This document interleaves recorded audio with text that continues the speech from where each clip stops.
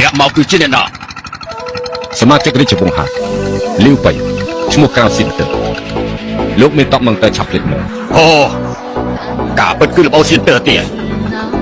តើលោកនេះមានអ្នកពូកែភ្លេចជាងលោកនេះពីមុនពេលវាយប្រហារកងជ័រតើអ្នកដាជាអ្នកលើកលោកឲ្យចូលរួមក្រុមស្ដេចត្រាច់18ច្រកលោកត្រូវលីពូតាមសម្រាប់ដល់គ្មានផ្លូវរត់ទៅហើយតើអ្នកដាជាអ្នកទទួលលោក